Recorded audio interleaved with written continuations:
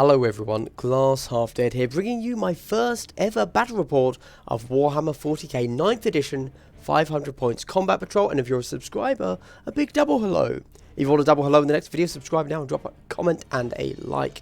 Right now you're seeing the entire game played out at super speed, but ignore that. The format for this battle report is going to be the movement and charge phases will be from a top-down perspective, then we'll have a lovely cinematic camera for the shooting and combat. All whilst I attempt to explain the thinking behind all of the moves and provide a general flow of battle commentary, focusing more on tactics and strategy than who got more statistically lucky than the other, although all of the shooting and fight outcomes will be clearly shown on screen for you. We played the first mission for Combat Patrol from the core rulebook, played on the recommended 44 by 30 inch board. Incisive Attack, which comes with the additional secondary Surgical Assault, Surgical Ass, as it shall now be referred to, lets you score 5 VP if you control the objective marker in your opponent's deployment zone at the end of your turn. The mat we're playing on today is a Warcaster Neo Mechanica mat from Privateer Press. The set of platforms at the top of the screen were counting as ruins and were over 5 inches. The structure opposite the ruins at the bottom middle of the board is an industrial structure. Everything else is self-explanatory as either a barricade or an armoured container. Let's meet the teams and their secondaries. First up we have the Space Wolves, and I know what you're thinking. Furry memes, and aren't these guys just lazily translated analogies of Norse mythology and werewolves with literally no effort put into them? To which I would say, sir, I mean, well done, you've read the lore and understood it word for word. Okay, moving on. So the Space Wolves are 5 units in total and come in at 499 points. The HQ is a Wolfguard battle leader with bolt pistol and power sword, with Saga of the Bear for +1 wound and Armour of Russ for a 4-up invuln save. Then a unit of 6 Blood Claws, one of which is a Blood Claw pack leader with Power Axe, and one is a Wolfguard pack leader with Chainsword and Power Axe. Grey Hunters, who are just regular Marines, basically. Long Fangs with 2 heavy bolters, a missile launcher, a las cannon, and a bolt gun on the pack leader. Finally, a Razorback with twin assault cannon as the dedicated transport, which is going to hold the Blood Claws. Secondaries for the Space Wolves were Domination, First Strike, and Surgical Ass. Next up are the Drukhari, or as you may better know them, BDSM Space Elves. 40k lore, so nuanced. No, I know. Made up of 7 units and weighing in at 498 points, we have decided to go with a Witch Cult and the Cult of the Cursed Blade, giving all Witch Cult units +1 strength. The Succubus took Precision Blows for her Warlord trait, making combat wound rolls of a 6, also inflict a mortal wound, and her relic is Traitor's Embrace, so if she dies in melee, whoever killed her takes d6 mortal wounds on a 2-up. She also has a Blast Pistol and Archite Glaive. We have 2 squads of minimum witches, a squad of Incubi, a squad of Hellions, and a 4-man squad of Reavers with a Heat Lance and Cluster Caltrops, just because I had the points actually. Finally, a Venom that one of the witch squads is starting in. The combat drugs were Succubus plus Leadership, Reavers plus Leadership, Witches and Hellions plus Weapon Skill, and the final witch squad plus Strength. Secondaries for Drukhari were Linebreaker, Surgical Ass, and Slay the Warlord. Into deployment, and the Space Wolves drop their Razorback pretty much in the middle of the board, then a nice even spread of models all along his front line. He's deploying very brazenly with his HQ and Grey Hunters, but that's a choice we all have to make, I suppose. Are you going to go first or second? Do you believe you can win that role or not? The Long Fangs have a great view of the board and are behind a barricade which will give them +1 to their armour save. They're basically sitting on 2s, and the Drukhari don't have much when it comes to AP at range. Nothing in fact, just a 6-inch blast pistol and heat lance. The Drukhari are cowards and hide as much as they can behind their cargo crates. The Hellions and Incubi are lining up with the Ruins, either with enough speed to get into them if they go first, or to charge if they go second, hopefully. Everything else hides because I'm genuinely terrified of Space Marine shooting. I know that in reality it would be very difficult for him to actually shoot me off the board turn 1, but I would like for this bat rep to last longer than 2 turns, for you guys, if not for myself. Turn 1 and I, the Drukhari, win the roll-off and decide to go first. Now, I'm well acquainted with the idea that going first and the Alpha Strike is pretty much always the best decision in 40k, but this is a new edition, and the way some of the secondaries work, it could have changed, so I did give this some thought. I don't have the best ranges on my guns, so I considered giving the wolves first turn, which of course would allow my first turn to be more deadly, but decided on conventional wisdom and I went first. I moved the Hellions into the ruins as expected and advanced the Incubi up, but only rolled a 1. This would have let me move inside the ruins by about an inch or two, but I chose to not move the full amount, as once you were inside the ruins you could be shot. From the other side, not yet in them, I am safe from all of his long range shooting. The witches in my backfield move as far back as possible while still being within 3 inches of the objective, and the bottom of the board all just moves up in a huge blob. My shooting phase can be boiled down to I got some slightly above average rolls and my opponent got some slightly below average rolls. He used a CP to reroll an armor save on a Grey Hunter, which then meant he couldn't reroll it later on the more valuable unit, the Long Fangs. Now it's a bit of a priority issue there when it comes to CP. Him rerolling a less important armor save was better for me, but perhaps if I really wanted a Long Fang dead, then I should have targeted them first and used a stratagem. Now obviously it worked out for me this time, but order of attack is definitely a large part of target priority. I end the turn having killed 3 of his marines, but it genuinely feels like an absolute win for me.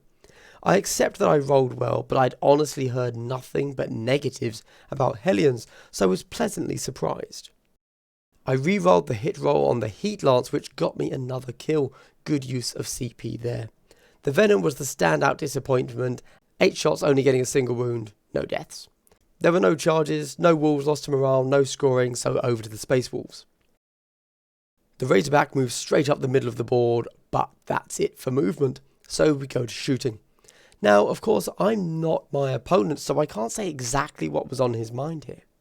Not moving the Long Fangs makes sense. They're on an objective, have the range to cover the board, and are getting a delightful +1 to their armor save from that barricade they're behind. But leaving the Grey Hunters and Wolflords just standing still was really peculiar. Even if he just moved them there 6 inches, it would have at least gotten them closer to the mid-board objectives, and this is obviously an objective game. Anyway, I managed to roll remarkably well with my Hellions, and honestly, that +1 to armor save in ruins is the only thing keeping them in there. Well, and luck of the dice, obviously, that's what this game is. Equally, making my Venom's invuln save was pretty critical to the rest of my game plan. Now at the end of round 1, let's go over a few forgotten rules. Again, we're both learning the game, so there definitely were some. The Space Wolves forgot about Devastator Doctrine. This is obviously a pretty big rule to forget. Also, didn't take into account the Assault Cannons are AP-1, which, having looked back at the rolls, combined with Devastator Doctrine, would have wiped the Hellions completely, I believe. Okie dokie, turn 2 for the Drukhari. In the movement phase, as I don't know the game, I start off by asking for pretty much every model's stats from my opponent before I make any decisions. Then I move my Hellions to flank the Long Fangs. Not quite in the enemy deployment zone for scoring, but they can charge later. Incubi take their place on the point, now able to be shot by the Wolves. The Reavers zoom into the enemy deployment zone, flank the Long Fangs, and are on the enemy point. So that's just a great move, and it was a normal move, so can still shoot and charge. The Witches jump out of the Venom before it moves, so someone could hold the point there. The Venom moves up for Line Breaker as well, and to get those Long Fangs. The Succubus normal moves up to within blast pistol range of the Razorback. She's really underneath the bridge there, but for the camera, I put her on top. Drukhari shooting and the Hellions give those Long Fangs what for after having flanked them, as do the Reavers and Venom. The Heat Lance and Blast Pistol go into the Razorback though. He CP rerolls a Long Fang armor save. I CP my Blast Pistol shot because I rolled a 1 to hit. Hellions charge the Long Fangs and he overwatches, missing all of his shots luckily, which was perfect for me as it meant my Succubus could charge his Razorback safely. However, that barricade was defensible and we forgot that, so it's possible he should have killed a Hellion in Overwatch. Reavers join the Hellions because there's no reason not to at this point. I want those Long Fangs dead, and sure enough they get dead. All in all, this turn went well for me. I suppose the only negative is how underused my Incubi are, but I don't know what else I could have done with them like this. In hindsight, they should have been in the Venom, and the squad of nothing witches should have been sat babysitting a point. It sounds like a bit of a no-brainer, of course that's what should have happened, but again, I'm new to the game and my thinking there was The Incubi have good armor saves, so could probably run up the board. That's not entirely true. There's no morale, but I do score Line Breaker, Surgical Ass, and score a full 15 on primaries. Space Wolves start by bailing out their Razorback. The Grey Hunters shuffle round to get line of sight on the Reavers, and the Blood Claws move up to charge the Incubi. I don't know what else he could have done here. I think he's suffering from his decisions in turn 1. Going back to my old touchstone of kill team, sometimes standing still makes sense so you can ready, but here it's just kind of hampered his right flank, although standing still, as I mentioned with the long fangs, does make sense as they were on an objective and had the range. Now a minor issue here, the Blood Claws have bolt pistols, but my opponent thought they were bolt guns because they're modelled with bolt guns, I think. And in the tactical doctrine, so basically they shouldn't have been as effective in the shooting phase as they were. Not a huge deal, but it is what it is. His Grey Hunters wipe my Hellions, which is entirely expected. His Blood Claws get into my Incubi, and his Wolflord fails a charge on my Reavers, but CP reroll that and he makes it in, and my Overwatch misses entirely. He charges in the Grey Hunters too. His Razorback is hugely underperforming for him.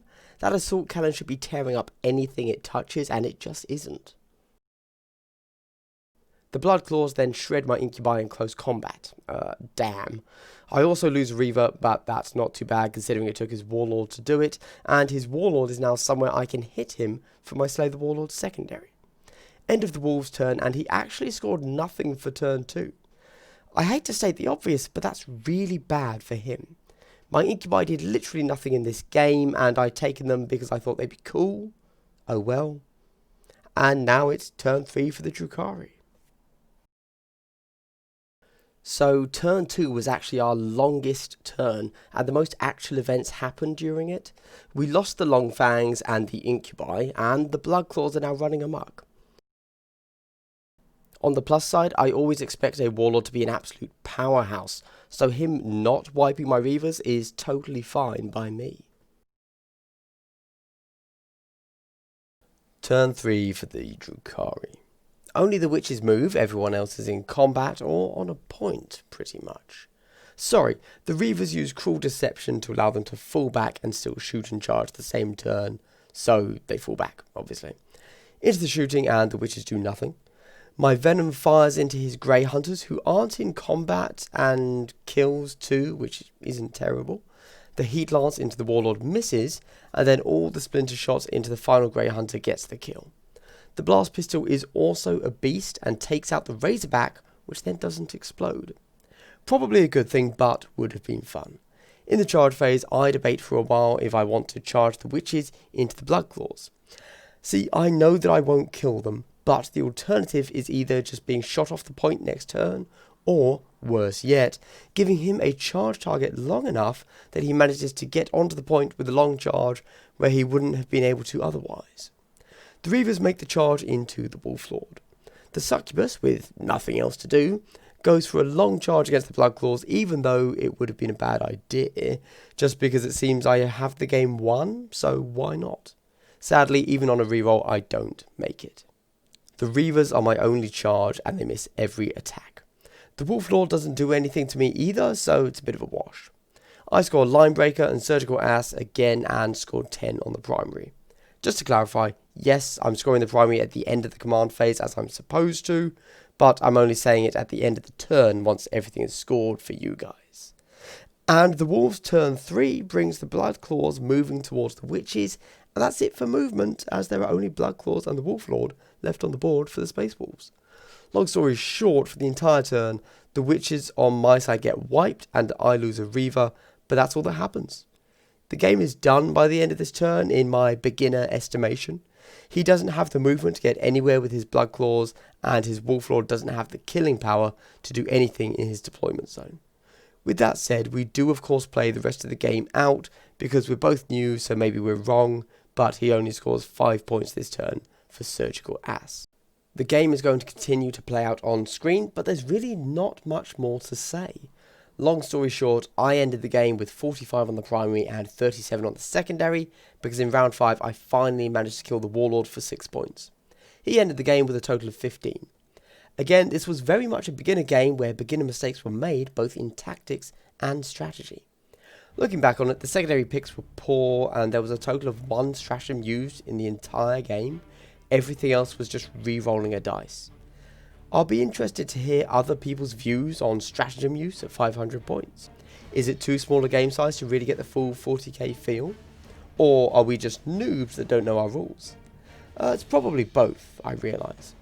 This game most likely came down to secondary picking and me getting a really very lucky turn 1. But I mean, everybody talks about the Alpha Strike. And okay, I only killed 3 Marines, but I didn't die either. It was really very lucky. That is the extent of my tactical insight and noose for 40k right now, but I'm playing more and more, so hopefully I'll be able to throw a bit more nuance at it soon. Anyway, this has been Glass Half Dead, and if you have made it to the end of the video, I would just like to give a big triple hello. That's right, the rare and elusive triple hello just for you. If you made it to the end, thank you very much. Anyway, I'd love to hear your thoughts on not just how the game itself went, but also my coverage of the game. And this has been Glass Half Dead. I hope you've had a good day and continue to have a good day. Goodbye.